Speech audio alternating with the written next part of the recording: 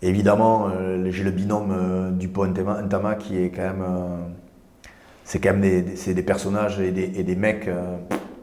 Je pense que quand tu es entraîneur, tomber sur des garçons comme ça, c'est quand même un coup de cul énorme. Salut à tous, le face-à-face du jour, c'est avec Hugo Mola. Salut Hugo. Bonjour François. On est au Stade Toulousain, bien sûr, on est sur le terrain avec le manager du Stade Toulousain. On va bien sûr parler de ton métier, on va passer un moment ensemble. Comment on le fait, bien sûr, on va aller dans le studio parce que tout est installé. On vous remercie d'être avec nous, on vous remercie également de liker la chaîne et de vous abonner. Merci à vous et à tout de suite. À tout de suite. One, One, two, one, two. trio. C'est un petit clap. Bon Hugo, on se retrouve dans le studio. Merci parce que déjà c'est un lendemain de match, donc c'est jamais facile. Le principe de la discussion, il est simple. Je sais que tu as regardé tous les épisodes. On va prendre le temps de discuter, puis parfois on va s'arrêter peut-être sur des petits questionnaires. On est en 2024, donc je vais partir sur un truc un petit peu décalé, qui est un petit questionnaire JO. Si tu devais retenir et choisir une discipline olympique. Alors, la discipline olympique, je pense majeure, c'est le 100 mètres. C'est quand même celle qui nous a, en tout cas moi, qui m'a marqué enfant et jeune, avec évidemment les années Carl Lewis et tout ce qui s'en est suivi après par la suite. C'est vrai que c'est un événement un peu majeur qui donne un peu le ton des JO. Et après, c'est les sport co qui souvent, par le biais du hand notamment, nous a souvent bercé par des victoires et des médailles. Donc je dirais en un le 100 mètres et puis surtout le plein de petits, enfin pas de petits sports, mais des sports peut-être beaucoup moins médiatisés et médiatiques qu'on peut voir dans ces moments-là. Un souvenir comme ça, à brûle-pourpoint, un match ou un 100 Alors mètres. c'est les 4 médailles de Carl Lewis quand il fait les 4 épreuves qui restent. Je pense que c'est aussi lié à mon âge de l'époque, mais je pense que c'est à ce moment-là que c'est la perf absolue, le super athlète, quoi. Donc c'est 84 Los Angeles, c'était la nuit. Tu le regardais où? Alors j'étais encore à Sainte-Foy-la-Grande, donc je le regardais, j'ai des souvenirs avec, je me vois très bien, c'est marrant parce que la mémoire épisodique est marquée par ces événements, mais je me vois très bien où j'étais, mes parents avaient un bar et on descendait pour aller voir la télé dans le bar, donc c'était des moments chouettes, c'était quelque chose qui berçait un peu le rythme de l'enfance entre le Tour de France, les JO, les Coupes du Monde de foot. Et c'est vrai que c'était des événements que tu regardais un peu familialement. Tu avais moins de 10 ans là, J'avais 11 ans. 11 ans, d'accord. Et donc la nuit, du coup, tu étais un peu en décalé, quoi. On a fait un peu tous les mêmes JO. Ouais, mais quand tu nais dans un bar, tu es toujours un peu en décalé quand même. Donc on n'était pas très regardant sur les horaires. Peut-être une épreuve ou un moment dont tu es le seul à avoir le souvenir. Hein. Une épreuve, alors un moment où je suis le seul. Non, il y avait, je ne sais pas si tu te souviens en natation, il y avait eu cette course un peu terrible il me semble que c'était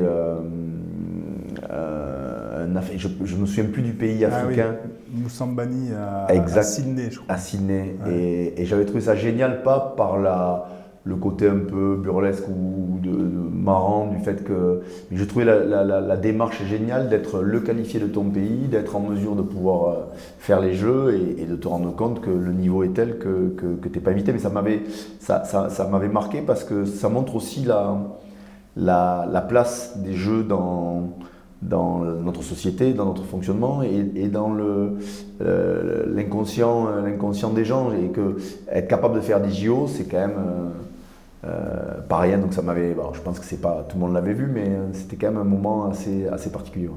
Une remise de médaille qui peut-être t'a ému? La première médaille du sport co du hand, elle était quand même marquante. Pékin 2008. Parce que c'est vraiment l'aboutissement d'un sport co et forcément nous on s'identifie à tout ça, mais tu sentais qu'une équipe capable de tout gagner tout le temps et et puis tu sentais que tout avait été construit, pensé et pas trop mal réussi au final.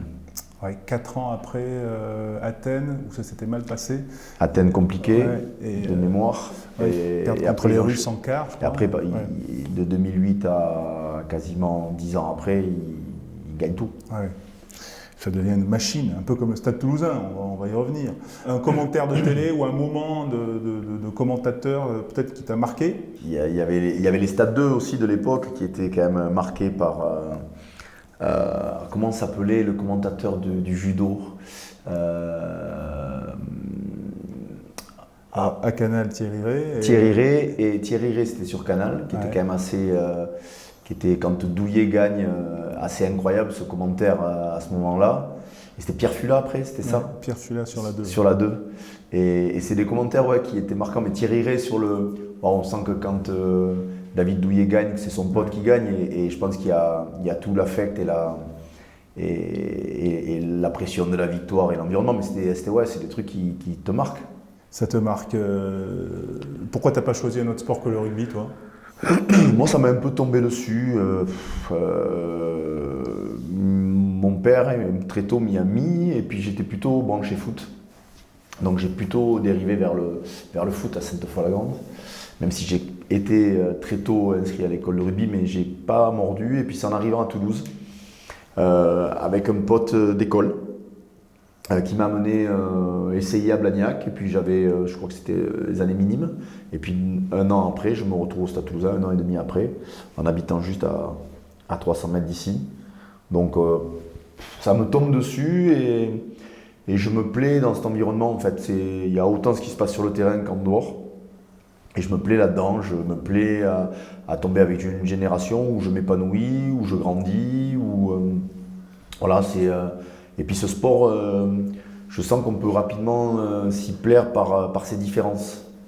Et pas justement par ce côté formel ou en tout cas reproduit à l'infini comme on peut avoir au foot. J'avais l'impression que tout le monde pouvait s'épanouir avec des choses différentes, avec des tempéraments, des gabarits. Et je me suis vite plu là-dedans. Tu as des qualités qui font que tu aurais pu faire un autre sport à ce moment-là ou Alors je ne sais pas si j'ai la vaisselle pour jouer au rugby, déjà, parce que c'est un sport quand même qui est pas évident et difficile. Non, gamin, je gazais en athlète parce que j'avais des prédispositions, je pense, pour ça, mais pas de là à réussir comme en tout cas j'ai pu avoir cette chance au rugby, parce qu'au final j'ai touché des choses que... sans être un athlète de très très haut niveau, j'ai réussi à faire des choses plutôt pas mal. Donc je pense qu'il valait mieux que je me contente de ça. Le premier match en live que tu vois en tant que spectateur, le premier souvenir d'un match en vrai? De rugby? De n'importe quoi. Ah, ben, c'est Sainte-Foy-la-Grande, c'est une finale de groupe B à l'époque. C'est Sainte-Foy-la-Grande qui malheureusement joue en rouge et noir, mais ce jour-là joue en jaune et noir. Et gamin à l'âge de 5-6 ans, ça m'avait marqué qu'on leur change le maillot.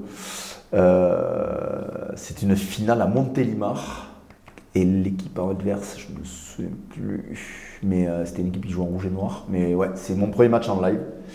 Et après j'ai eu la chance de venir, d'habiter pas loin des Sept-Deniers, donc je venais régulièrement voir les matchs. Je suis arrivé à l'âge de 12 ans à Sainte-Foy, à Toulouse.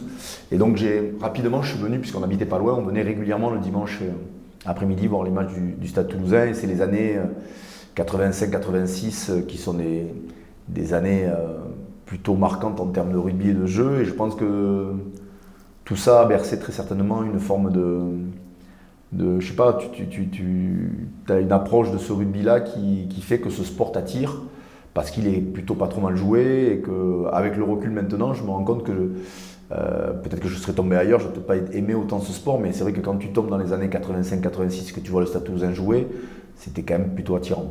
Le changement de la Gironde de Sainte-Foy-la-Grande vers Toulouse, c'est un changement professionnel de tes parents? Ouais, c'est mes parents qui migrent pour des raisons, qui suivent.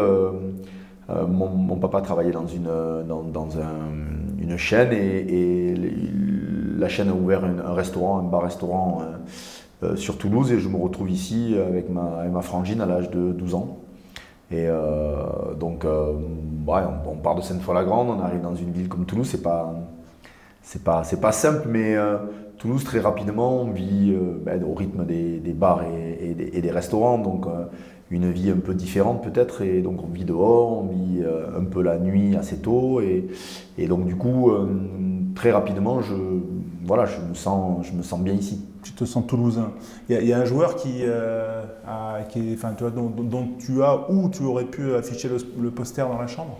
J'étais pas trop fan, mais c'est vrai que quand on arrive ici, moi j'étais marqué quand même par un joueur qui ne jouait pas à Toulouse, qui était Serge Blanco, qui était quand même assez incroyable lorsqu'il jouait. Puis je l'avais vu jouer ici, il avait été, dans les années 80, encore une fois, il était hors norme.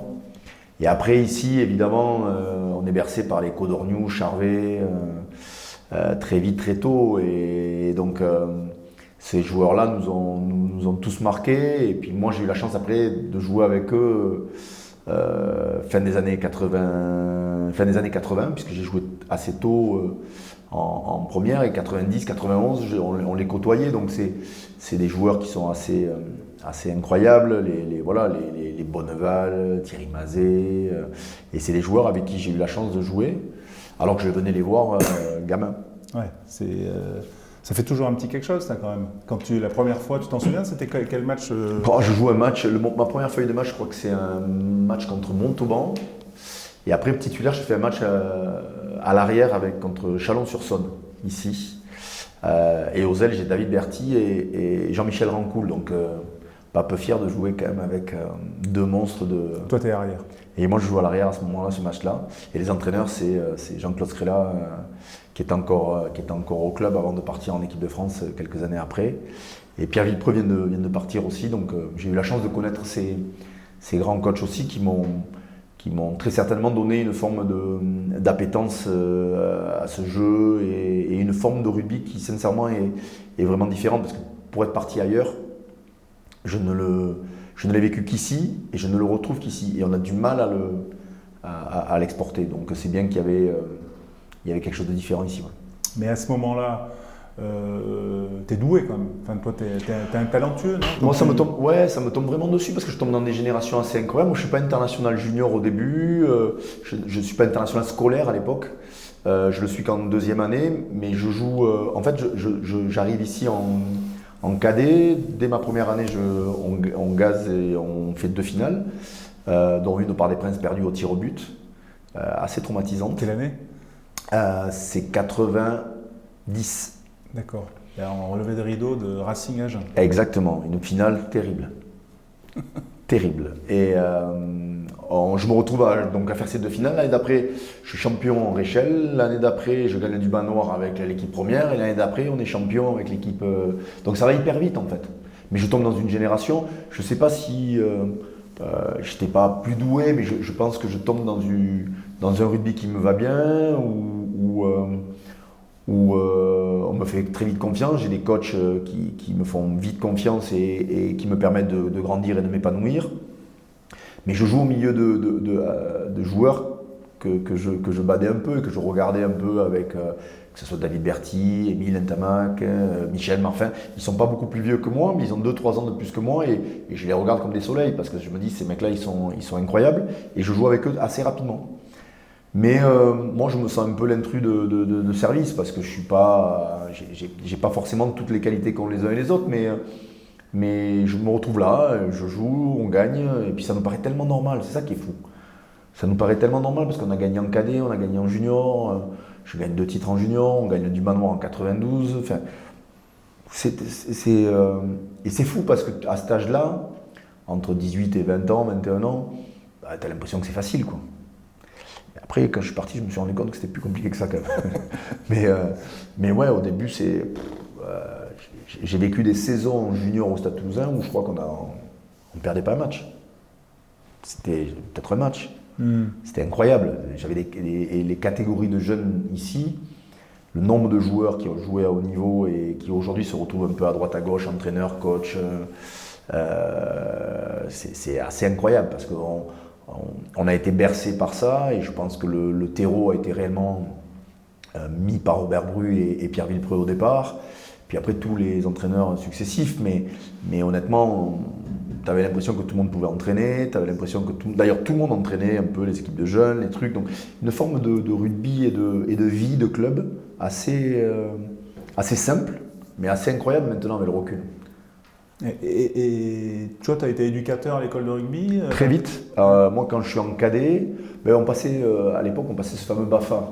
Je ne sais pas si ça existe encore, mais ce brevet d'animateur. Donc en fait, on le passait très vite, très tôt, ce qui nous permet de faire. On faisait les colos qui nous faisaient gagner un peu d'argent quand on avait 16-17 ans. On faisait les colos à Luchon à l'époque avec André Torbiero. Et donc on passait ce BAFA et on entraînait des équipes de jeunes. Donc moi j'ai entraîné les mini-pousses, les poussins jusqu'aux minimes. Et je pense que j'entraîne les minimes, je joue en première au stade, j'entraîne les minimes qui font le super challenge perdu contre Colomiers à l'époque face à David Scrella. Donc tu vois, c'était assez marrant, mais de suite je me souviens des mercredis après-midi où on entraînait les gamins, on s'entraînait l'après-midi, on finissait le soir. Mais c'était assez logique notre mode de fonctionnement. Enfin logique. En fait, assez fluide. Ouais, fluide. Puis on traînait, on mangeait rugby, on jouait au rugby, on entraînait, on regardait. Une forme de club qui vivait un peu en autarcie parce que tout le monde vivait ensemble. C'était pas pro. Donc il n'y avait pas ce rapport du professionnel de rugby. Il y avait vraiment un truc, l'équipe première s'entraînait, tu y allais, tu regardais, tu pouvais te retrouver à t'entraîner avec eux parce qu'il manquait un mec, on te faisait monter. Donc c'était assez fluide, assez simple au final. Mais tu te rends compte avec le recul que tout le monde baignait là-dedans.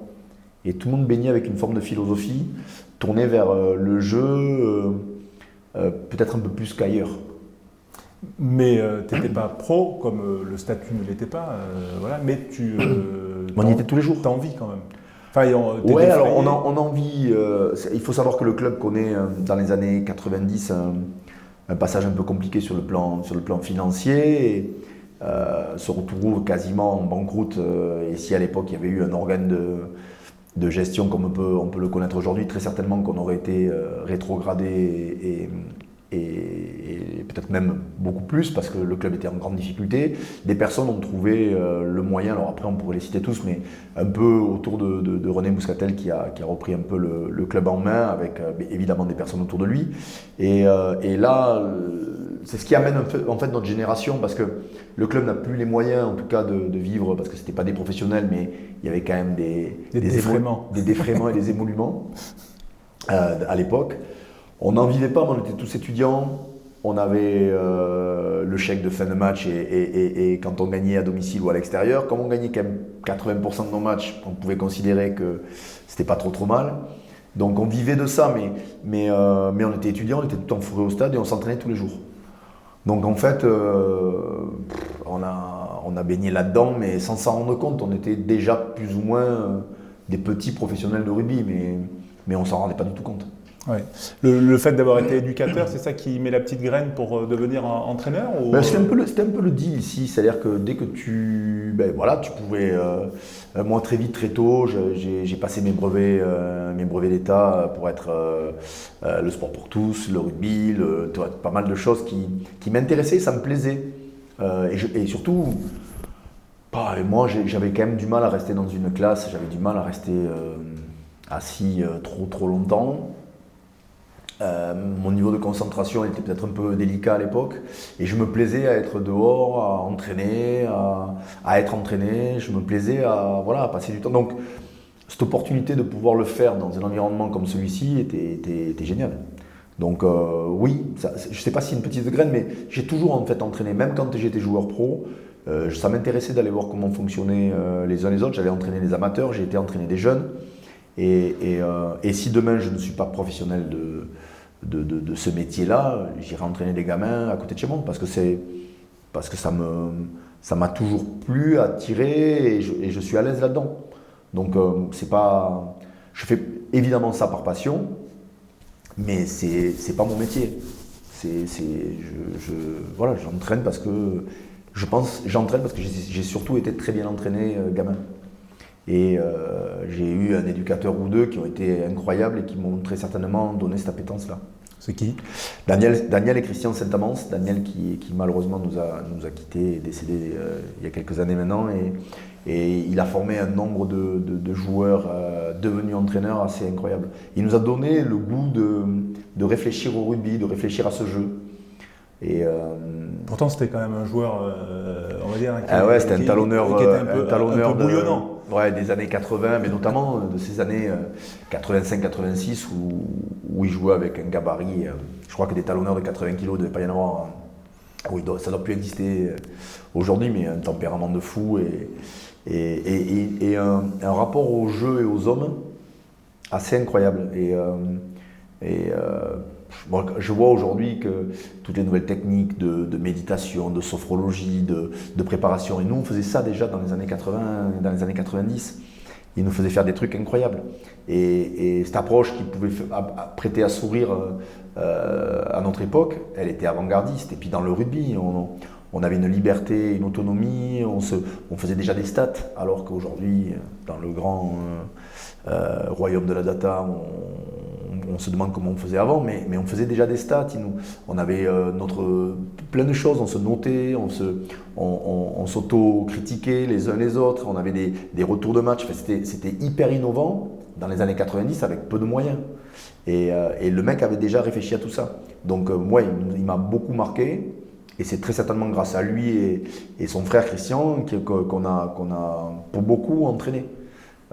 Et je sais que beaucoup d'entre nous sont passés entre leurs mains. Yannick Bru. Ouais, Yannick Bru, Garba.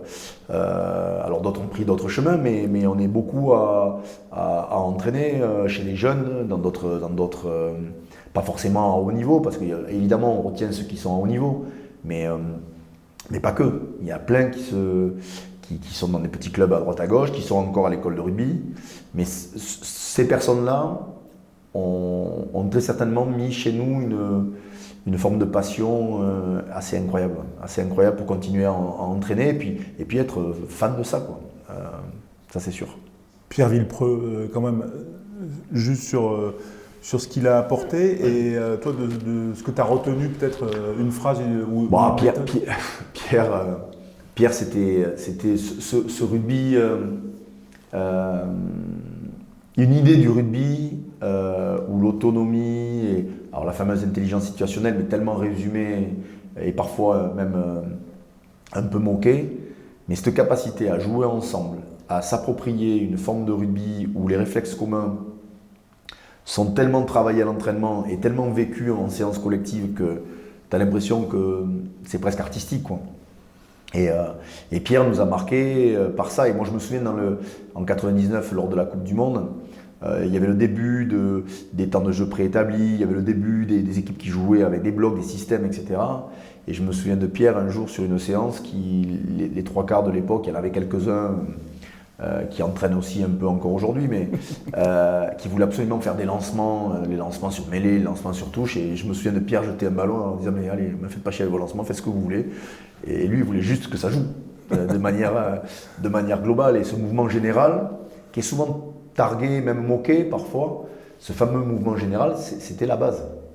Et pas la touche, la mêlée, les lancements, la défense. Bien sûr que c'est des éléments hyper importants et spécifiques de notre sport. Mais l'élément majeur, c'était le mouvement général. Et on y passait des heures. Et tu pouvais discuter des heures avec lui sur ça. Et il était d'un partage absolu. Par contre, quand tu lui parlais de lancement mêlé, de lancement de touche, autant te dire qu'il se barrait aussi vite qu'il pouvait. Donc, non, ouais, après, c'est un personnage. Déjà, c'était un vrai mec innovant. C'était un des premiers à buter. Aujourd'hui, ça paraît tellement logique, mais à l'époque, on tapait quand même fort du pointu et lui a commencé à taper comme un footballeur, ce qui était quand même assez étonnant. Je crois qu'il a le record d'une pénalité en Nouvelle-Zélande à plus de 60 et quelques mètres. Non, c'était un personnage hors cadre, innovant, intelligent, brillant et qui te donnait… En fait, Pierre, il n'était pas dans la relation comme pouvaient l'être d'autres coachs ou comme peuvent l'être d'autres coachs. Il n'était pas forcément dans la relation. Mais par contre, si tu as la passion commune, notamment du jeu et du rugby, tu peux le suivre à vie. Ça veut dire que c'est des gens avec qui tu es encore connecté ? Oui. On échange un peu. J'aime bien voir son regard De temps en temps, il m'envoie le message qui va bien ou qui va pas bien d'ailleurs, parce qu'il sait me dire aussi quand il se fait chier, quand il s'emmerde devant nos performances. Donc non, mais j'avais été voir en d'autres temps, il est décédé depuis, Robert Bru, qui était un peu le pape un peu de la méthode toulousaine, sans avoir jamais joué au rugby, en étant à l'époque un prof d'éducation physique. Et ils avaient réfléchi à un modèle, à une manière de penser, une manière de s'entraîner qui était assez incroyable. Et donc, de ce mouvement général, on allait au particulier, puis du particulier, on revenait au général. Donc, il y avait ces allers-retours entre la technique individuelle qu'on développait au travers même de ce mouvement. Donc, des personnes qui m'ont beaucoup inspiré et avec qui, encore une fois, j'échange. Et parce que c'est hyper important de pouvoir garder ce lien, ce regard un peu différent aussi. D'avoir des personnes qui sont capables de te dire attention, tu déconnes et tu as oublié l'essence même de ce que tu es ou de ce que tu prônes. Parce qu'on a vite, notre sport se professionnalisant, on a vite fait quand même de prendre les travers de la surorganisation, la surplanification, l'envie de tout maîtriser, tout contrôler. Et eux, la force, ou en tout cas ce que j'ai compris de ces personnes-là, c'est qu'ils te donnaient tout pour que tu sois autonome et libre de ton rugby. Et aujourd'hui, je me bats, moi, tous les jours pour continuer à rendre le plus libre possible les joueurs que j'entraîne. La responsabilisation du joueur, l'appropriation. Ouais, et puis le rugby appartient à ceux qui jouent. Alors après, on l'explique beaucoup, ça c'est tous les gens autour, dont je fais partie. Mais ouais, il faut qu'ils se l'approprient et c'est pas de la responsabilité, c'est la capacité à s'éclater et s'épanouir sur le terrain. Et souvent, quand tu t'épanouis, tu prends du plaisir, il y a de grandes chances que le résultat suive. Alors, on va y revenir. Juste, quand même, pourquoi tu pars à Castres? C'est quoi les raisons? Non, je pars à Dax d'abord. Tu pars à Dax, oui, c'est vrai, Dax. En fait, je suis avec cette génération. Quand tu es joueur, hein, je parle. On gagne 3 fois, je suis à 3 titres et je joue beaucoup tout au long de la saison. Je suis toujours impliqué à l'arrière, à l'aile, en 10. Je joue un peu partout, mais je sens que je suis un peu l'utility back d'aujourd'hui, sauf qu'à l'époque, l'utility back, il rentrait pas en finale ou des choses comme ça. Et du coup, j'ai un peu cette frustration. Honnêtement, avec le recul, je manque de patience. Parce qu'à l'époque, l'entraîneur de l'époque, les entraîneurs qui étaient Guy Noves et Serge Leyer me promettent que je vais plus jouer, que je dois être patient parce qu'il y a un passage de génération et que mon tour va venir. Et moi, j'ai une forme d'impatience. Je joue beaucoup au rugby à 7. Je joue beaucoup. J'ai pas mal de potes à droite à gauche et les sirènes de Dax. Je rejoins un peu ma génération, les Richard Dourte, Magne, Ibanez, Pelouse, tout ça. Je vais rejoindre une génération avec qui j'ai gagné avec les jeunes en équipe de France. Et je me dis c'est le moment et je pars là-bas et je m'éclate là-bas. On fait une saison incroyable et je me casse la jambe, je me casse le genou gravement à Hong Kong sur une Coupe du Monde, sur une Coupe du Monde, deuxième Coupe du Monde de rugby à 7. Face à l'OMU. Contre les États-Unis, je me blesse. Mais on joue l'OMU à l'époque. On essaye de lui courir après plutôt. Parce qu'il est quand même nous écraser régulièrement. Et donc je fais cette année à Dax. Et le rugby n'est pas encore complètement pro, ne bascule pas. Et à l'époque à Dax, c'était pas simple. Les dirigeants de l'époque n'y croient pas forcément. Et j'ai Castres qui vient, je suis sur mon lit d'hôpital à l'Union à Toulouse. Je viens de me faire opérer pour la 2e fois du genou. Et j'ai Pierre-Yves Revol qui vient me voir et qui me propose de signer un long moment à Castres et je signe 4 ans à Castres. Et je vais rejoindre Thomas Castagnède, Eric Artiguste qui étaient partis en même temps. Donc du coup, je signe là-bas, mais honnêtement, c'est pas une erreur parce qu'il ne faut pas regretter, bien au contraire, et j'ai passé de très bons moments là-bas, mais en fait, je me rends compte que j'y reste longtemps et je colle pas à la fois au rugby proposé avec, pour le coup, les entraîneurs c'est compliqué, c'est pas du tout. Autant je suis le choix d'un président, mais je suis pas le choix de l'entraîneur. Et je m'épanouis pas et franchement, il y a pas mal d'entraîneurs de passage parce que Castres était quand même pas le roi de la stabilité à l'époque. J'ai connu quand même beaucoup d'entraîneurs et ça matche peu Alors je joue évidemment, on fait des saisons plutôt honorables et on est souvent dans le demi-finale de Coupe ouais, d'Europe. on fait les demi de Coupe d'Europe, on fait les demi de championnat, des quarts régulièrement. Mais ça enclenche pas et je pense qu'à cette époque-là, on n'est pas super bien entraîné. Si on a et d'ailleurs, ça éveille chez moi des frustrations que j'ai du mal à exprimer parfois, mais ça éveille des frustrations parce que je sens qu'on a un groupe et on a une équipe qui méritait d'être bien meilleure, ou en tout cas bien mieux entraînée. Et c'est pas le cas. Mais c'est comme ça, c'est une très bonne expérience. Et c'est une très très bonne expérience, mais bon, j'avais été tellement marqué peut-être par les entraîneurs passés que j'avais une haute estime de ce qui pouvait être fait. Et malheureusement, c'était le début du professionnalisme, donc justement, un cadre, répéter, réciter, et c'était pas mon truc, donc j'avais un peu de mal avec ça. Voilà, donc, mais on va dire c'est quand même à Castres. Alors tu vas entraîner un petit club à côté, mais c'est quand même à Castres que tu fais des débuts d'entraîneur pro. Oui, alors je commence par rentrer. En fait, j'ai encore une année de contrat joueur, mais je me rends compte que je suis, c'est fini.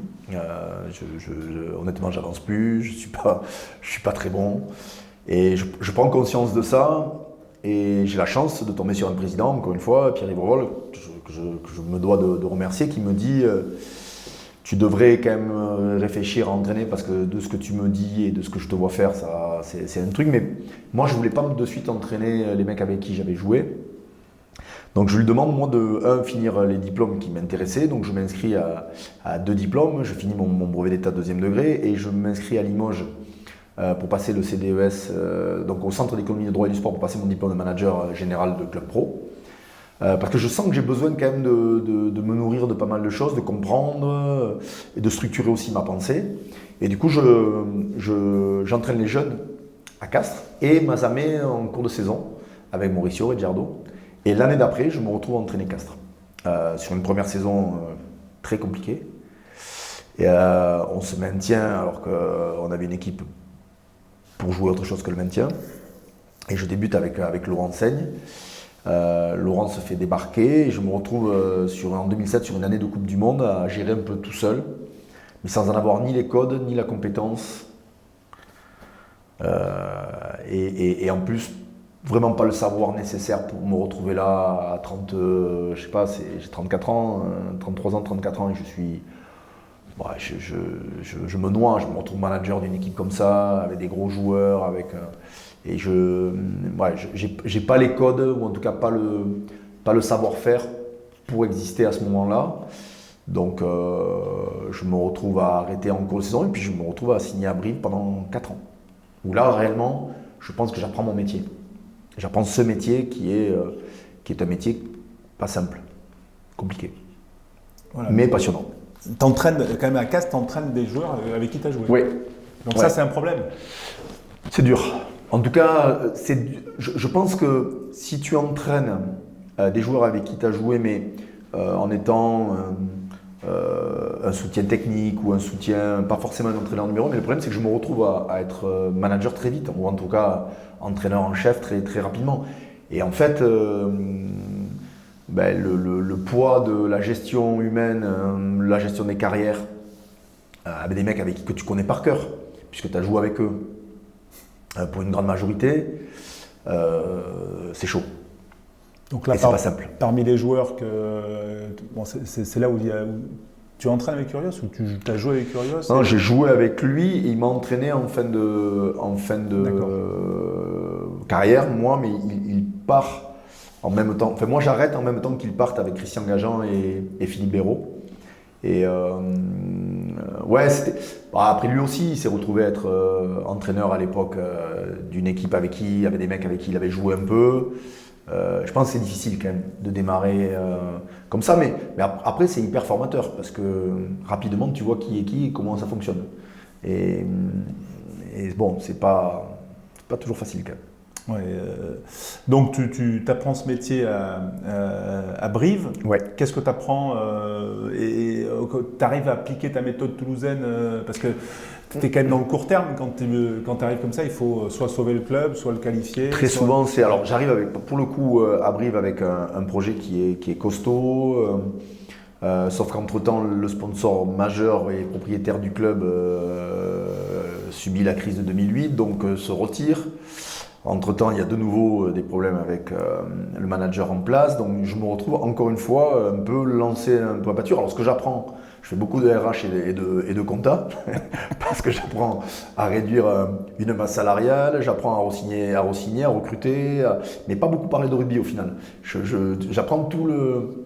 Alors je ne sais pas si c'est les mauvais côtés du métier, mais en tout cas une partie du métier qui n'est pas forcément celle qui me passionnait le plus, mais pour le coup, pas le choix.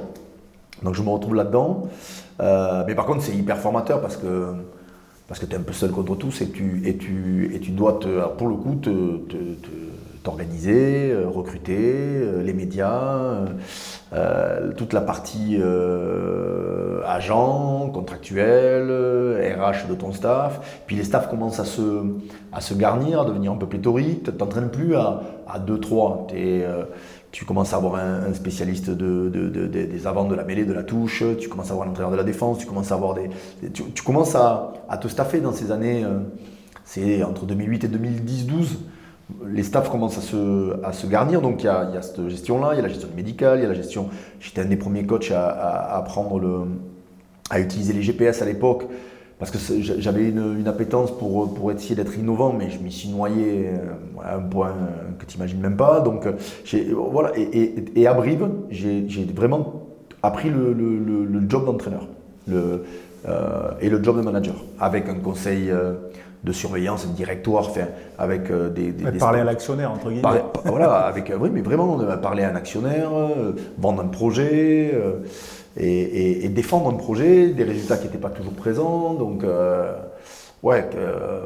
4 ans hyper formateurs et passionnant sur le métier. Passionnant. Mais qui te nourrit sur toute cette partie, on va dire, administrative? Qui me nourrit sur tout, sauf l'essentiel.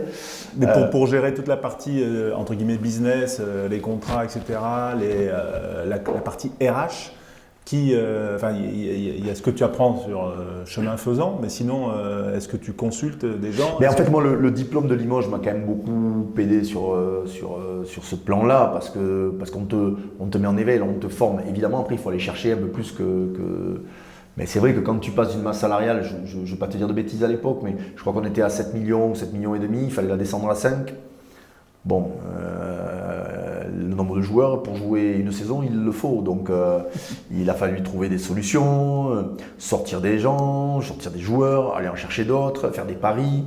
Et c'était passionnant parce que c'était sans compter, jour et nuit. Et j'ai croisé des personnes incroyables aussi. Donc, j'ai pu bosser avec Christophe Lossu pendant une période, avec Didier Casadei, avec Nicolas Godillon, et puis avec Simon Guillam et les personnes autour du club. Donc, ça a été à la fois enrichissant, mais très dur humainement parce que c'est une exposition dans une ville très rugby, qui vit vraiment beaucoup que pour ça. Et moi, j'ai mis du temps à prendre la mesure de tout ça parce que je perdais beaucoup d'énergie dans des choses un peu périphériques et je parlais à mon goût pas assez de rugby. Mais pour autant, on a eu notre lot de réussite et notre lot d'échecs qui a été marquant puisque je m'étais engagé pour rester à Brive à une condition près. Si le club ne se maintenait pas, je ne voulais pas être l'entraîneur qui était celui qui descendait et qui allait vendre le projet de remonter. Je n'y croyais pas et j'allais pas avoir l'énergie pour le faire. Donc j'ai préféré et on a préféré s'arrêter là, mais c'était de mon fait pour le coup à cette époque-là. C'est l'échec qui t'a marqué celui-là? Ouais, parce que à 6 journées, je crois qu'à 6 journées de la fin. 2010 ou 2012. 2012. Je crois qu'à 6 journées de la fin, on est 9e du championnat et on ne gagne plus un match. Donc je crois qu'on gagne un match sur les 6 derniers et on le voit venir. Tu sais, c'est comme quand les gens te disent le film passe, ben, tu le vois arriver le mur. Et puis tu essayes d'embarquer tout le monde, mais tu sens que la plus grosse des frustrations, c'est quand tu sais ce qui va arriver, que tu préviens tout le monde, mais qu'en fait ton message, Et pourquoi il passait plus? Je sais pas s'il passait pas, je n'ai pas trouvé les bons mots, les bons leviers, et on perd un nombre de matchs incalculable à l'époque. Bah, c'est marrant, mais on a la pénalité ou la transformation à 7 reprises ou 8 reprises qui nous font gagner le match ou à minima prendre un point de bonus. 7 ou 8 fois sur le dernier pied du dernier match, et jamais ça passe. Et ce jour-là, je me suis dit, plus jamais j'ai une équipe sans buteur. Parce qu'on n'a pas la réussite, on se fait suspendre notre buteur à l'époque pour des raisons extrasportives. On enchaîne des bah, et puis quand on dit qu'elles arrivent en escadrille, c'était vraiment ça. C'est-à-dire que les ennuis se cumulaient, des blessures malheureuses. Et malgré ça, un groupe qui descend et remonte dans la foulée, parce que ce groupe-là, on l'avait quand même constitué de bons mecs. On avait très bien recruté à l'époque avec Didier Casa.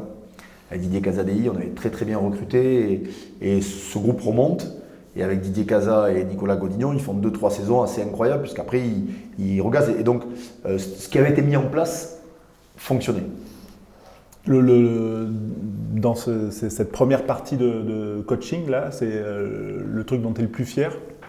Un joueur peut-être que tu as sorti ou Ouais, après Brive, à cette époque-là, quand tu as financièrement, je pense qu'à l'époque on devait être 13e ou 14e budget du top 14 quand on réduit la voilure fortement, après avoir été peut-être dans le top 4 ou 5, on réduit la voilure et donc tu as une équipe de gueule cassée, de mecs un peu revanchards, donc tu vas chercher des mecs à droite, à gauche, et puis tu fais des super coups. Il y a l'histoire évidemment de Julien Caminati qu'on va chercher en Fédéral 2, je me souviens d'Arnaud Mignardi qui malgré le fait de jouer une finale avec Biarritz, joue pas trop et cherche un autre challenge et fait une carrière assez incroyable à Brive, ou en tout cas les tient à bout de bras pendant quelques saisons.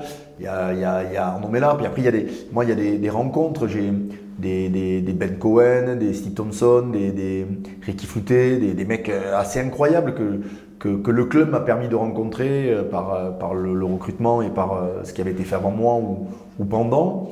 Et non, des joueurs assez incroyables, des Guillaume Ribes, des joueurs vraiment différents. J'avais Klassen Voslo, Alex Popam, une troisième ligne qui était de très très haut niveau. Aujourd'hui, elle jouait dans beaucoup de clubs. Mais tu vois, il y avait à la fois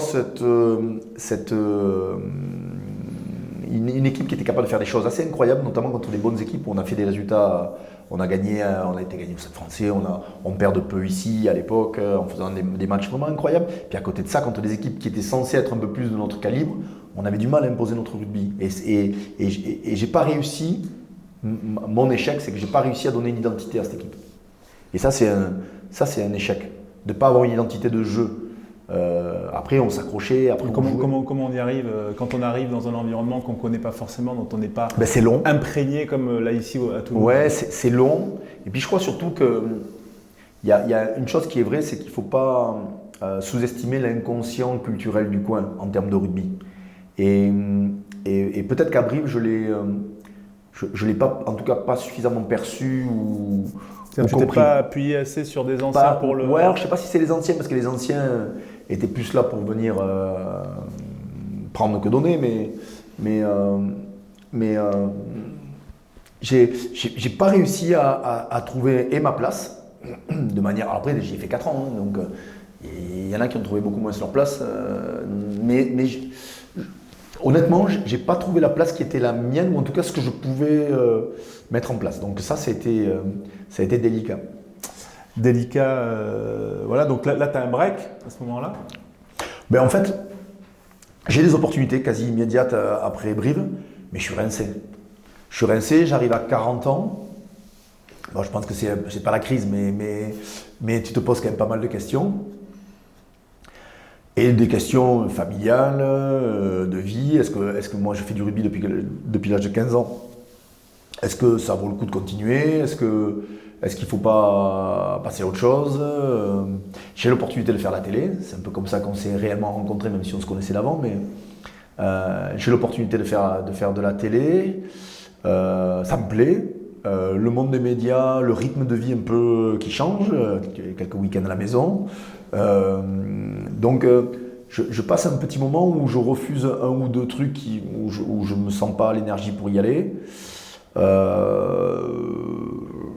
Et en fait, les 2 ans de stop ou de break, en fait, je ne sais pas si j'ai vraiment envie de continuer à faire ça, ou si je suis fait pour ça. Je ne le sais toujours pas d'ailleurs, si je suis fait pour ça, mais seuls les résultats te disent que tu as peut-être une idée d'eux, mais à la limite, il y a des très très grands entraîneurs qui n'ont pas gagné, qui ont été excellents là, dans ce métier-là. Donc, Je pense à qui? Non, il y a, moi je sais que alors qui ont gagné évidemment, mais moi j'ai croisé des coachs.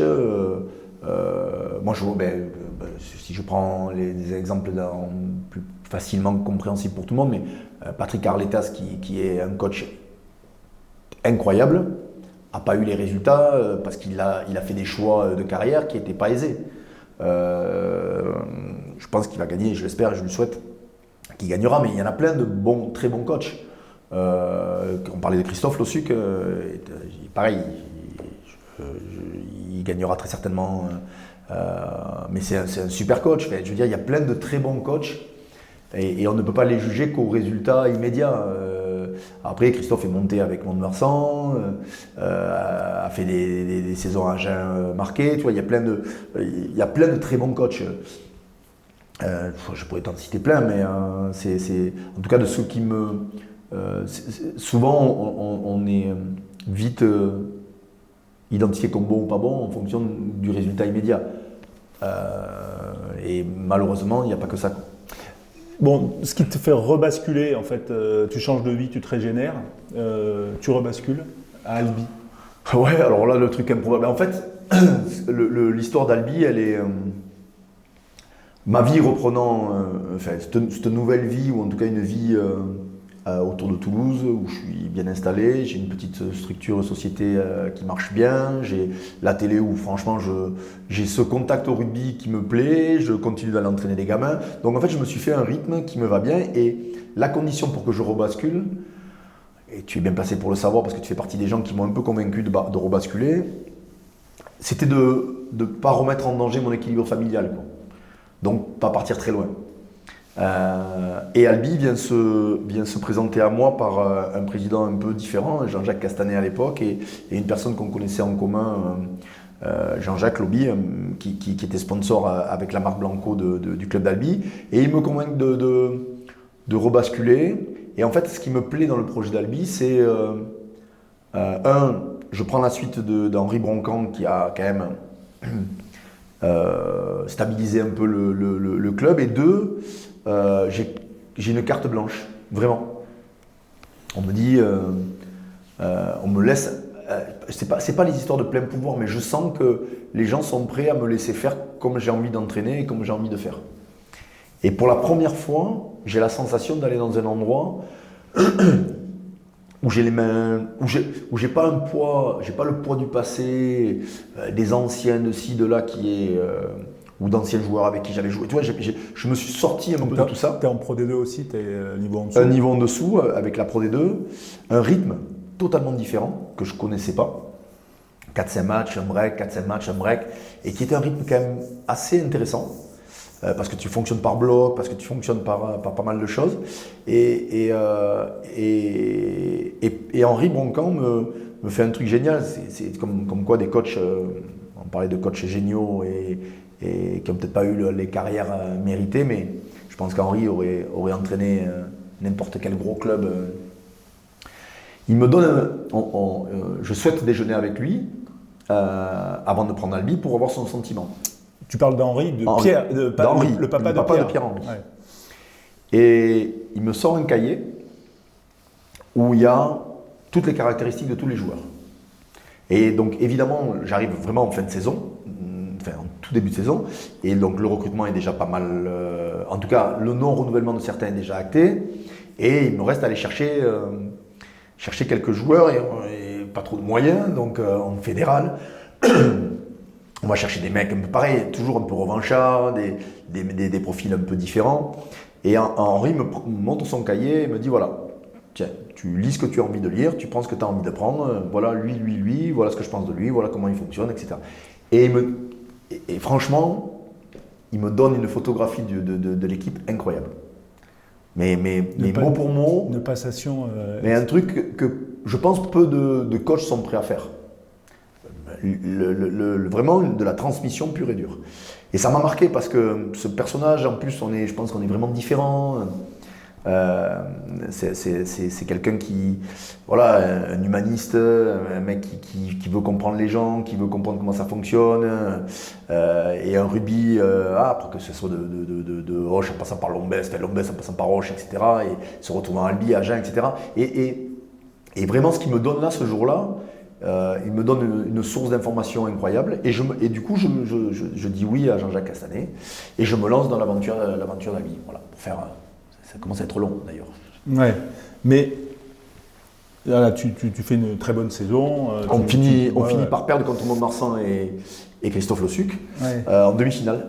On perd en demi-finale de Pro D2 et la saison est assez incroyable parce qu'on récupère des mecs de partout. Et donc cette aventure, je la fais avec Benjamin Bagat qui vient me rejoindre à Albi. Et Jean-Christophe Baca et Rémi Ladoge, et on part là-dedans, je ne les connaissais pas, mais en fait, pour la première fois, j'ai la sensation d'entraîner comme le mec, j'ai entraîné comme le mec que j'étais, et j'ai pas répondu à des standards comme je pensais le faire avant, parce que tu rentres vite dans une sorte de rôle et de personnage qui n'était pas forcément moi, et là, pour la première fois de ma carrière d'entraîneur, j'ai l'impression d'entraîner comme je suis.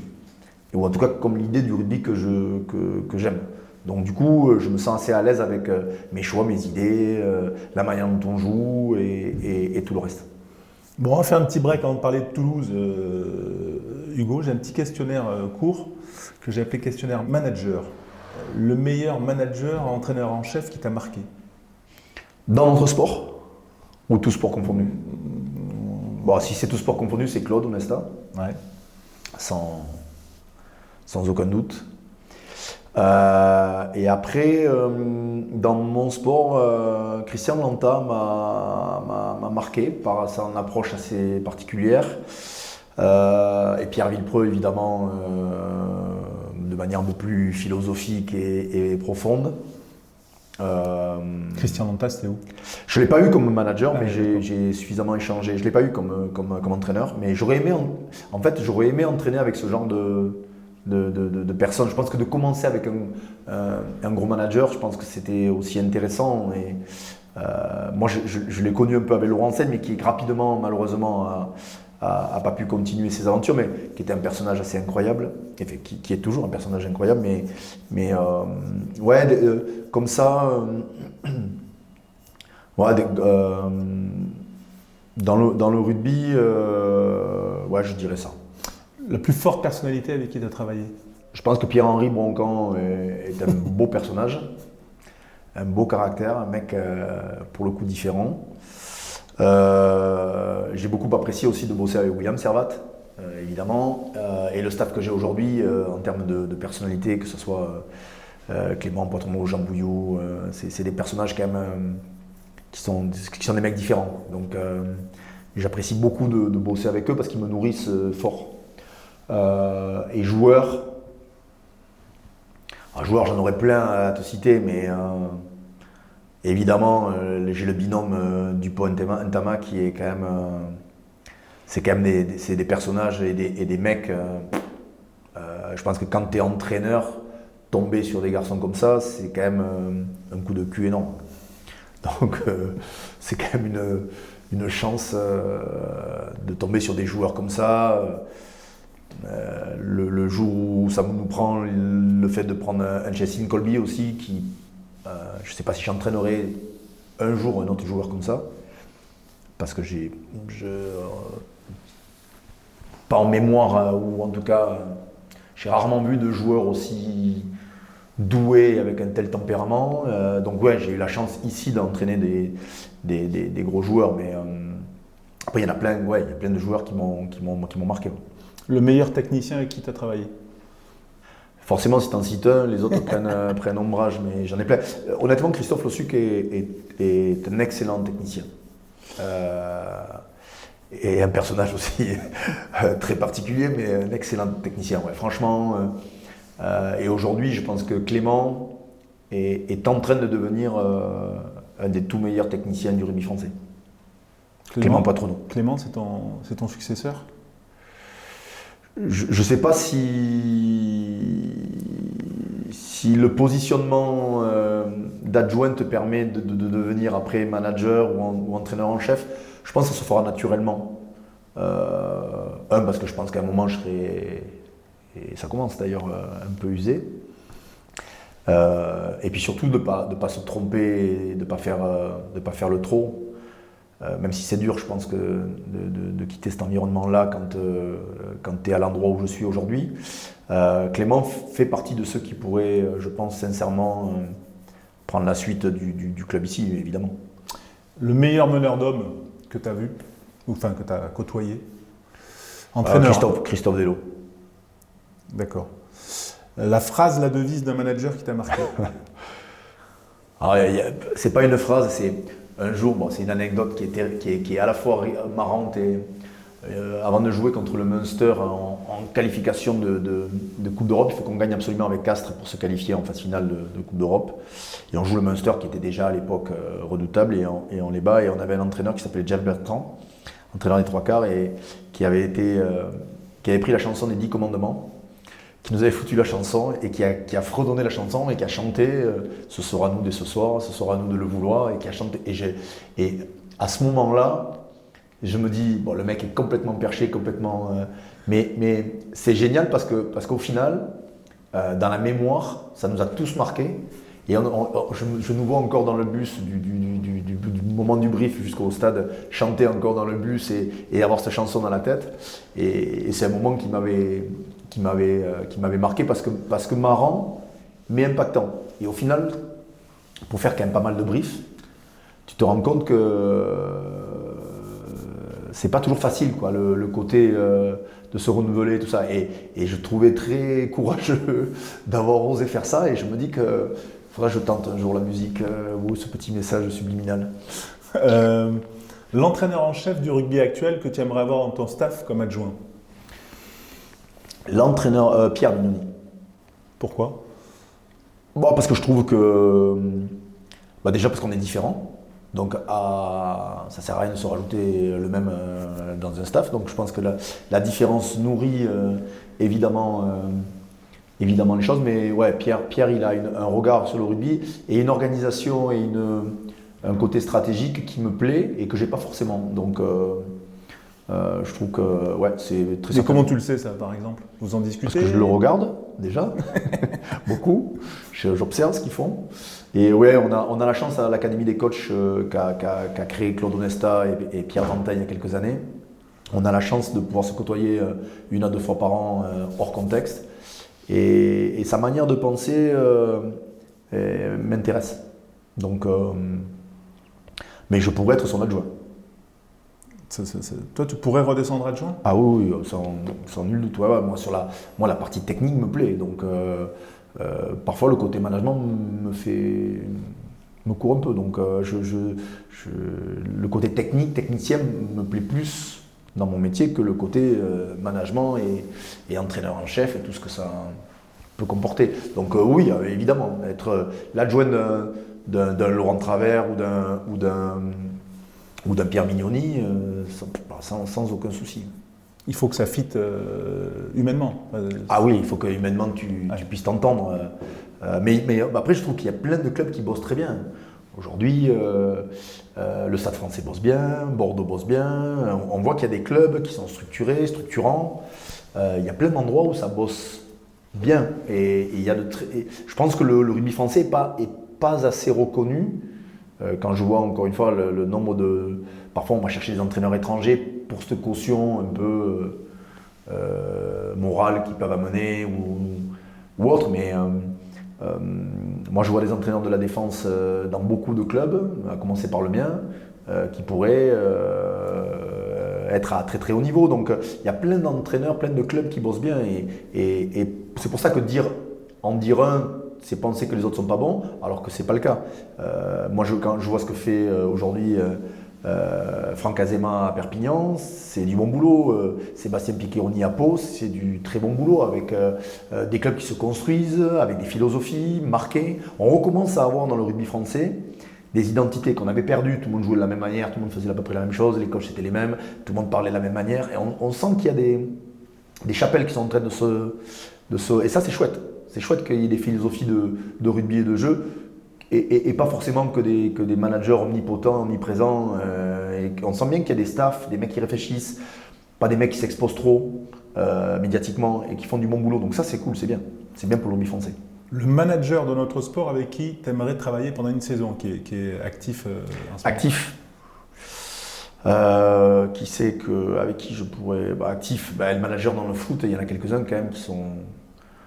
juste passer, moi, pas une année, mais passer 3-4 jours à regarder Ancelotti, ça me plairait bien quand même. Parce que quand même, le mec, il enchaîne des performances à un âge avancé. Il est toujours hyper générationnel, il est toujours dans l'air du temps. Et non, ouais, lui m'interpelle. J'observe un peu. Club à Liverpool aussi paraît différent. Donc ouais, dans le foot, il y a des. J'ai beaucoup échangé à son passage à Toulouse avec Philippe Montagnier, qui était hyper intéressant parce que passer par des identités fortes, notamment à la Real Sociedad, et d'avoir bossé avec l'inconscient culturel, avec la culture de club, avec des choses. C'était un mec hyper intéressant sur l'échange et sur le partage. Et moi, je me nourris beaucoup de ça. Et c'est ce que m'a offert Claude Onesta par mon intégration à l'Académie des coachs, parce qu'aujourd'hui, tu côtoies des gens de plein d'autres sports. Un Laurent Tilly, par exemple, aujourd'hui, qui est peut-être un des coachs, champion olympique avec le volley dernièrement, mais qui est au Japon et qui reste au Japon encore quelques temps. Et un des mecs qui m'a peut-être le plus interpellé ces dernières années, parce que une vision de son sport, des hommes et de la manière de l'appréhender par des biais et des angles vraiment différents. Donc ça, c'est des mecs qui m'interpellent et qui m'intéressent. Est-ce que ça veut dire que quand tu échanges avec eux, tu appliques des choses avec eux Ouais, après, moi c'est un secret pour personne. Didier Lacroix m'a permis de rencontrer Claude Onesta il y a quelques années maintenant. À un moment où c'était difficile. Ouais, un moment où c'était pas facile ici. Et Claude m'a beaucoup aidé. Ouais, vraiment. Mais presque par capillarité, tu vois, pas par forcément m'expliquer ce que j'allais appliquer, juste par me questionner. Et du coup, en me posant ces questions-là, je me rendais compte que j'étais à côté. Donc, ouais, une capacité vraiment à t'interpeller et à simplifier les choses qui, toi, te paraissent parfois très complexes. Très subtil, très intellectualisé, alors que la simplicité parfois des choses et des rapports humains facilite souvent les aventures et les résultats. Le truc qui t'a... Enfin, tu peux peut-être juste nous dire, concrètement, vous discutez, vous échangez, tu fais quoi? Tu te sépares de certains joueurs? Non, mais concrètement, moi j'ai eu 2 premières années au club avec Fabien Pelouse et René Mouscatel sur sa fin de mandat ici et à l'arrivée de Didier où on avait un renouvellement de génération. Je veux dire, c'est un secret pour personne. Et comme il y aura un renouvellement de génération à procéder dans quelques temps ici, parce que cette génération est en train de marquer son passage et comme l'autre l'avait fait, comme d'autres l'avaient fait en leur temps. Et ce passage-là, Claude m'a beaucoup aidé parce que j'ai été, déjà mis un peu sur le grill, mais j'ai été... Moi, quand je suis arrivé à Toulouse, on en parlait, mais j'idéalisais un peu tout ce qui se faisait, tout ce qui avait été fait. Et forcément, quand tu idéalises certaines choses, tu as une part de petite déception quand c'est pas forcément comme tu le croyais. Et donc, ce renouvellement de génération, il n'a pas été simple humainement. Mais après, j'ai eu des rencontres, tu vois, quand tu me parlais de joueurs incroyables, moi, d'avoir entraîné Florian Fritz, c'est une chance incroyable. Parce que ce mec-là, tu n'en entraînes pas 10 comme lui dans ta carrière d'entraîneur. Parce qu'il était dur à... Mais d'une dureté, mais d'une loyauté, d'une justesse et d'une loyauté au club mais viscérale, incroyable. C'est des joueurs de club comme t'en as peu.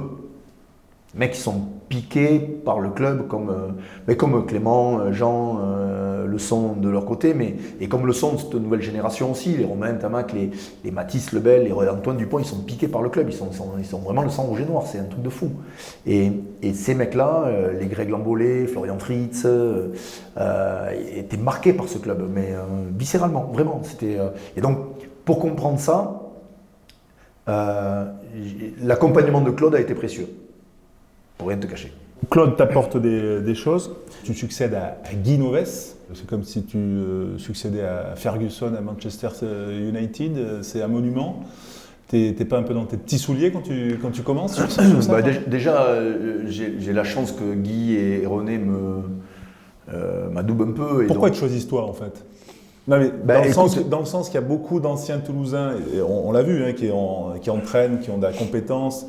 Et voilà, mais pourquoi moi? Il faudra leur poser la question. Non, mais avec le recul. Avec le recul, je pense que du côté de René, il y avait une vraie volonté autour de. Enfin, je reprends ses propos, mais autour du jeu, du rugby. Il avait. Je pense qu'il était à peu près certain que le rugby ou le jeu proposé était en phase avec le club. Après, il y a ce que tu penses philosophiquement et potentiellement réalisable et ce qui se fait. Donc ouais, René a beaucoup insisté et c'était dans ses plans depuis un petit moment, puisqu'à un moment il avait essayé de m'adjoindre à Guy, justement dans cette période-là, aux alentours des années 2010-12. Mais il y avait un entraîneur à l'époque que René n'appréciait pas forcément, mais Guy voulait garder une forme de stabilité, ce qui était logique. Et donc ça ne s'était pas fait, mais ouais, c'est assez étonnant d'ailleurs, avec le recul, pourquoi moi, et comme quoi parfois il faut quand même avoir un peu de gens bienveillants autour de toi pour que ça fonctionne. Et René Mouscatel a été très très très bienveillant avec moi, parce que je ne suis pas sûr que beaucoup de présidents auraient tenu l'entraîneur que j'ai été. Pas forcément sur la première saison, parce qu'on fait une saison où on perd contre le Racing qui est champion en match de barrage, et on fait une saison plutôt honorable. Mais la deuxième saison où on est... c'est 12e. On finit 12e et on est deuxième à l'orée du tournoi. C'est-à-dire que quand on commence le tournoi de destination, on est deuxième ex aequo du championnat. Et on ne gagne... Je crois qu'on gagne un match ou deux jusqu'à la fin de saison et on finit 12e. Alors à l'époque c'était très serré, ok, mais 12e. Et le Stade Toulousain pour la première fois ne se qualifie pas en Coupe d'Europe. Donc bon, tu succèdes tu le dis, à l'équivalent de Ferguson quand tu succèdes à Guy Noves. Et Guy qui prend l'équipe de France, donc pas simple, parce qu'en plus le club a beaucoup d'internationaux vieillissants, quelques-uns qui commencent à émerger. Donc ouais, un moment pas facile à gérer. La bascule, c'est quoi? C'est d'aller chercher Antoine Dupont à... La bascule, c'est que très vite, très tôt, le discours de René et encore une fois aidé par Fabien Pelouse qui fait un peu le sale boulot aussi de cette période-là, parce que lui aussi, il a dû annoncer à des mecs avec qui il avait joué que c'était fini. Donc je pense que ça n'a pas été simple pour lui, autant que pour moi, et je ne peux pas m'approprier tout le sale boulot qui a été fait, parce que c'était pas un boulot agréable. Mais une fois que tu as dit ça, très vite, très tôt, je savais que j'avais une vingtaine de joueurs à renouveler. Donc je savais qu'il y avait évidemment de l'interne beaucoup de jeunes joueurs avec un fort potentiel. Et après, on avait identifié très vite, avec l'aide de Pierre-Henri Boncamp, très vite les joueurs qu'on souhaitait et qui collaient au rugby qu'on voulait faire. On voulait remettre beaucoup de vitesse, on voulait remettre beaucoup de technicité, on voulait remettre beaucoup de capacité à prendre des décisions. Et donc on va chercher Antoine, Justin Colby, Zach Holmes, Sofiane Guitoun, on va chercher pas mal de joueurs. Colby, c'est ton idée parce que... Colby, voilà, tout le monde après, on raconte souvent l'histoire, mais Colby, ça se passe... en fait, il y a Joe Aplon, je ne sais pas si tu te souviens, qui est à Grenoble, qui est incroyable, et qui a 35 ou 36 ans, qui est incroyable. Et moi, je cherche cet arrière qui peut nous décanter ces situations. Et Fabien Pelouse me dit, putain, mais il me dit, il y avait un arrière sud-africain incroyable, avec les moins de 20 ans. Et on se met à la recherche de ça, et on regarde les images, et il est au Stormers à l'époque. Il joue à l'aile, à l'arrière, un peu 10.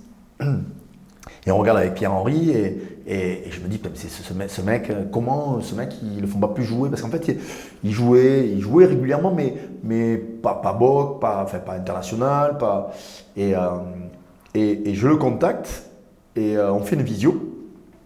Et tu vois la bonhomie du mec, tu sens que... Et le mec a vraiment envie de venir, on sent le truc. C'est à l'époque pas un gros contrat. Et je me souvenais toujours, René qui me disait, mais quand on lui présente, on lui dit, bah, écoute, on se lance sur lui, on arrive à avoir un accord assez rapidement. Et je me souviens, parce que René il me regardait toujours, il me disait, mais quand même Hugo, il fait 1,76 et 76 kilos. Et je dis, ouais, enfin 72, 76 kilos. Et il me dit, quand même, il n'est pas costaud. Hein. Je dis, écoute René, il va quand même très très vite et il va nous amener un truc. Et on fait ça comme ça avec Pierre-Henri et René. Et ça match très rapidement, même si la première saison, on finit 3e et on perd le match de barrage ici contre Castres un peu malheureusement. Mais bon, on va dire que ce recrutement-là, on va chercher puis j'ai la génération surtout de Cyril Bay, Julien Marchand, Dorian, ça commence à arriver. Il y a encore une génération qui reste, les Johan Maestri, Florian Fritz, qui me cimentent un peu ces arrivées-là quand même, de manière assez évidente. Et puis en 18-19, ça démarre sur une saison assez incroyable. Bah, je ne suis pas sûr qu'on en revive beaucoup des comme ça, surtout en termes de résultats et de jeu. Même si c'est pas mal depuis, mais honnêtement, cette saison, elle est incroyable. Justement, pour se renouveler par rapport aux générations, est-ce que tu as fait des choses? Je me suis laissé dire quand même que tu avais même consulté des gens de Airbus, enfin que... Oui, après, je voulais coller au plus près de la génération qui arrivait, donc comprendre leur code, comprendre leur fonctionnement. Et puis ça se passe comment? Tu rencontres qui?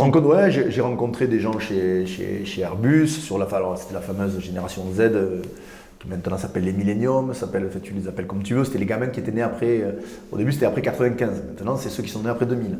Donc il faut évoluer et changer. Et après c'était de les amener sur d'autres terrains, les amener au théâtre, les amener à l'opéra, les amener à la dessinée, les amener pour vivre des choses qui connectent d'autres liens en dehors du terrain, en dehors du rugby. Qui dessine bien alors? Ah, il y en a qui dessinent très bien. Non, il y en a qui dessinent très bien. C'est assez étonnant d'ailleurs. Mais mais c'est des choses que vous continuez? Ouais, là, on a fait un qui dessine qui. En gros, on a fait des portraits. Chacun a dessiné un coéquipier. Et donc, ils ont tous été dessinés par un de leurs coéquipiers. Donc, on a fait des portraits. On est allé chez Soulage au musée à Rodez, chez Pierre Soulage, donc qui est un musée incroyable. Et donc, encore une fois, pour sortir des sentiers un peu de l'entraînement, du quotidien, de la routine et de tout ça, et puis de les amener. Alors l'an dernier, on est allé à l'Opéra et on a vécu avec l'Orchestre National de Toulouse, franchement un ou deux moments assez magiques, notamment lors d'une répétition à la Hallogrin qui était incroyable. On a passé vraiment avec eux un temps privilégié. Voilà, de les amener un peu dans tous les... les amener peut-être à chanter le Vento, Et ça, c'est pendant la saison, c'est pas... Ouais, c'est pendant la saison. On essaye sur 3-4 moments de la saison de sortir. En plus, c'est cette année une saison très particulière.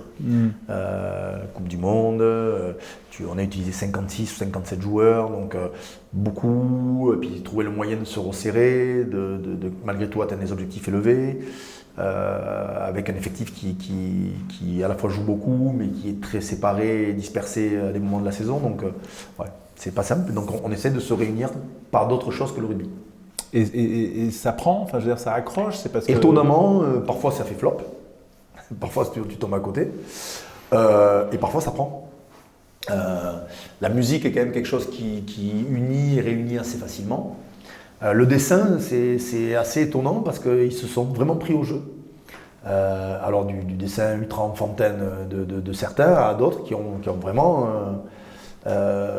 des choses intéressantes à montrer. Donc on a essayé de partir sur des choses un peu différentes et je crois que c'est important parce que ça reste des jeunes mecs et qui ont justement besoin parfois d'avoir d'autres centres d'intérêt et tout en gardant évidemment cette passion parce que il n'y a rien de pire que d'être un petit professionnel qui fait bien son job et qui rentre chez lui, qui quand travaille. la barrière, et qui travaille. Et quand la barrière du Stade Toulousain tombe, tu n'es plus au Stade Toulousain. Il faut quand même que le rugby, encore une fois, par transpiration, capillarité, soit toujours présent. Oui, un peu comme ce que tu as vécu, ce que tu nous racontais, où tu étais là, tu faisais ta journée d'éducateur. Mais oui, parce que tu baignais là-dedans, Ouais. tu traînais. Tu traînais là. Et donc entraînant, tu finis par entraîner. Et ce qui est dur, c'est de rester un entraîneur entraînant. Ça fait quoi, 10 ans là, que tu es au C'est ma stade 9e saison. 9e saison. Comment on reste un entraîneur entraînant? Ça, il faudrait le demander et au staff et aux Tu parlais des joueurs. briefs tout à l'heure, la difficulté des briefs. Ouais, la difficulté Ça, c'est des de- choses que tu travailles particulièrement? Non, il y a une part de spontanéité malgré tout nécessaire, je pense. Tu te nourris tout au long de ta semaine de plein de choses qui peuvent agrémenter ou t'interpeller ou rappeler à piquer certaines fois. Mais T'encadres des articles de presse? non, tu je suis pas trop sur ce que peuvent dire les uns et les autres. J'ai pas trop de cette culture de la guerre contre les autres. J'ai plutôt la culture d'essayer de sortir le meilleur de ce qu'on a à disposition. C'est-à-dire que nous, staff, aujourd'hui, notre réussite, c'est si cette équipe-là s'exprime au mieux de son potentiel. Et je pense qu'elle a, je le dis souvent, et je sais que je suis targué parfois d'en faire des cas sur ça, mais elle a vraiment du potentiel incroyable et encore une grosse marge de progression. C'est ce qui est fou. Donc parfois ils n'en prennent pas toujours conscience. Donc tu es celui qui rappelle, qui est un peu le mec qui empêche de tourner en rond. Aujourd'hui, tout le monde a envie d'être ami avec Antoine Dupont et Romain Tamac. Et le seul qui parfois les empêche de tourner en rond, c'est un peu mon staff et moi. Donc on n'est pas toujours porteur de bonnes nouvelles. Donc il faut trouver cette bonne balance et qui continue à s'éclater sur le terrain, parce que c'est ça surtout qui doit prédominer. Justement, les égos, tu as quand même que des internationaux. Là, on est au lendemain d'une demi-finale de Champions Cup, il n'y avait qu'un seul non-international dans le 15 de départ. Comment on gère ces joueurs? Comment on annonce aussi à un international qui ne va pas être titulaire? Enfin, je veux dire, c'est des choses... au départ, ça a été dur, là, quand tu as pris ces fonctions-là? Les égos, avec la génération avec laquelle je suis arrivé, c'était dur parce qu'ils avaient leurs habitudes, ils avaient beaucoup gagné, et que le rugby, en tout cas vers lequel on voulait tendre, était dur sur le quotidien, donc notamment pour des joueurs qui étaient vieillissants et qui avaient peut-être plus l'énergie nécessaire. Donc les égos, ça a toujours été... Après, peu importe le niveau où tu entraînes, aller dire à un mec qui ne joue pas, ou le faire comprendre, ou l'annoncer, c'est jamais... Même encore aujourd'hui? Ben ouais, c'est toujours compliqué.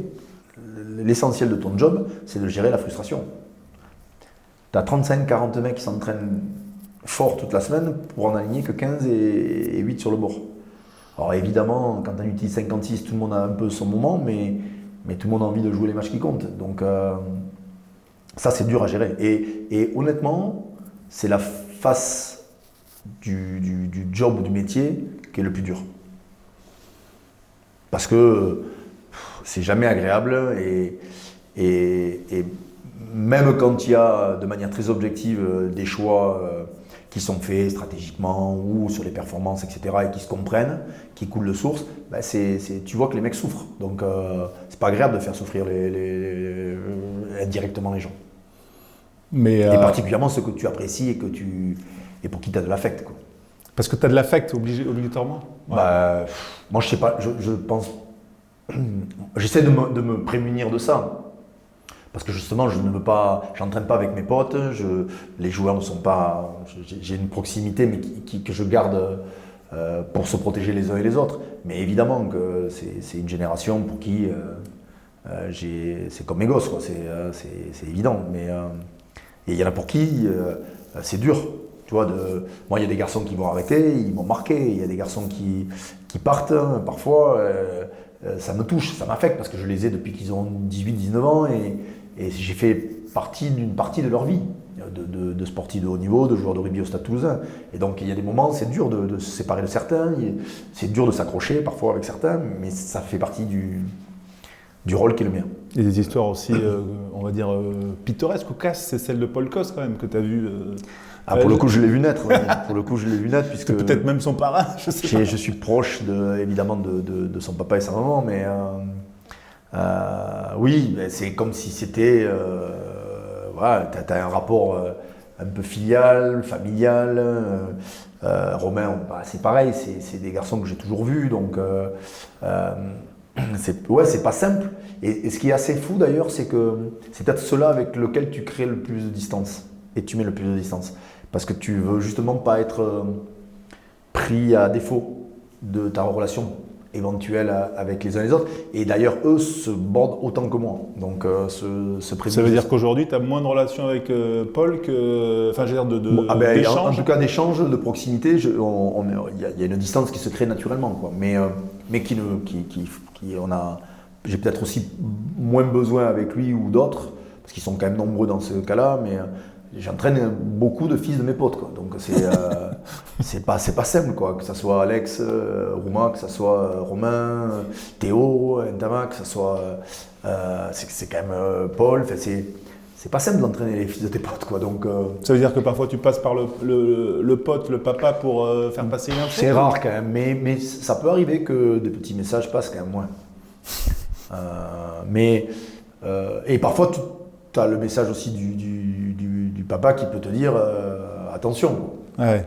Alors, évidemment, avec la bienveillance et la surprotection qu'un père a pour son fils, mais c'est jamais. Moi, je suis toujours. Il n'y a jamais de mauvaise réflexion, il n'y a jamais de mauvais. Tu as toujours quelque chose à prendre quand tu essaies d'analyser ou de comprendre. Tu as toujours quelque chose à prendre dans un sentiment ou un ressentiment ou une manière d'appréhender les choses. Donc, ça, c'est bien d'échanger avec les uns et les autres.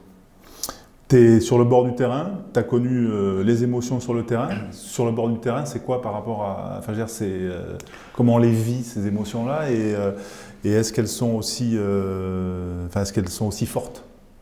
Moi, je préfère les émotions. Moi, en tout cas, j'ai l'impression d'être plus en phase avec les émotions que je vis comme entraîneur que celles que j'ai vécues comme joueur. Entraîneur, c'est différent.